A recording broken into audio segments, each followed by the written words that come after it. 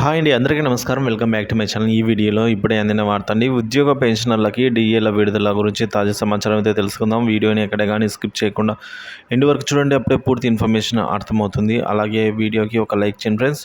ఇక విషయానికి వచ్చినట్లయితే ఉద్యోగులకు కేంద్ర ప్రభుత్వం మరో శుభవార్త అందించనుందండి. ఇప్పటికే 4% డిఏను పెంచిన సంగతి తెలిసిందే. డిఏ 50%కి చేరిన క్రమంలో ఉద్యోగులకు అందించే అలవెన్స్లపైన కేంద్రం దృష్టి సారించింది.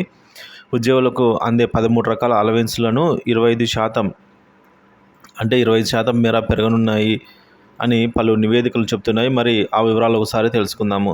ఉద్యోగులకు డిఎన్ఎస్ అలవెన్స్ డిఏ హైక్ అండి 4% మేర పెంచుతూ కేంద్రం నిర్ణయం తీసుకున్న సంగతి తెలిసిందే. దీంతో ఉద్యోగులకు 50%కి అయితే డిఏ చేరుకోవడం జరిగింది. అలాగే పదవి విరమణ చేసిన ఉద్యోగులకు సంబంధించి విశ్రాంత ఉద్యోగులకు అందించే డిఎన్ఎస్ రిలీఫ్ సైతం 4% అయితే పెంపుతో మొత్తానికి 50%కి చేరిందండి.